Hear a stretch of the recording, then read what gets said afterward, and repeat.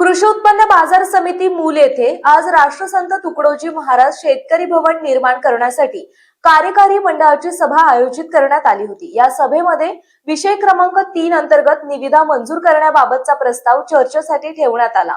मात्र या प्रस्तावातील एका अटीवरून सभेमध्ये वाद निर्माण झाला। निविदा प्रक्रियेत सहभागी होण्यासाठी 5,000 रुपयांची पावती अपलोड करण्याची अट टाकण्यात आली असून शासनाच्या GR नुसार अशी अट घालता येत नाही। त्यामुळे ही निविदा तात्काळ नामंजूर करावी अशी मागणी कृषी उत्पन्न बाजार समितीचे संचालक अखिल गांगरेड्डीवार यांनी केली आहे। यावेळी सभापती आणि सचिव यांनी या मुद्द्यावर स्पष्ट भूमिका न घेता टाळाटाळीची उत्तरे दिली। गांगरेड्डीवार यांनी आपले मत लेखी स्वरूपात नोंदवण्याची मागणी केली असता त्यासाठीही टाळाटाळ करण्यात आल्याचा आरोप त्यांनी केला आहे। परिणामी मत लिहिण्याची प्रक्रिया जाणीवपूर्वक टाळण्यात आल्याचे गांगरेड्डीवार यांनी सांगितले।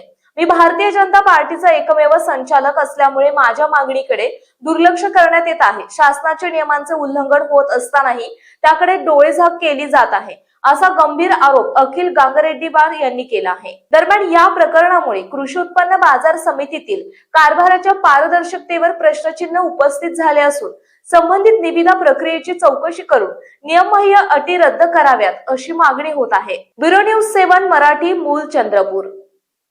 आज बाजार समितीमध्ये कार्यकारी मंडळाची सभा आयोजित केलेली होती। या सभेमध्ये विषय क्रमांक 3 होता, राष्ट्रसंत तुकडोजी महाराज शेतकरी भवनाची ई निविदा मंजूर करण्याबाबत। सदर ई निविदा करताना बाजार समितीने 5,000 रुपये पावती बाजार समितीची फाडून ती अपलोड करावी आणि त्याच्यानंतर टेंडर टाकावा अशी अट टाकलेली होती। शासनाच्या GR नुसार अशी अट टाकता नाही येत, म्हणून आपण त्यांना विषय क्रमांक 3 राष्ट्रसंत तुकडोजी महाराज ई निविदा मंजूर करण्याबाबत ती ई निविदा नामंजूर करावी आणि परत निविदा काढावी असं म्हणल्यानंतर सदर माझं मत लिहायसाठी सांगितल्यानंतर बाजार समिती सभापती आणि सचिवांनी माझं मत त्या ठिकाणी लिहून घेतलेलं नाही आणि उडवाउडवीचे उत्तरं दिले।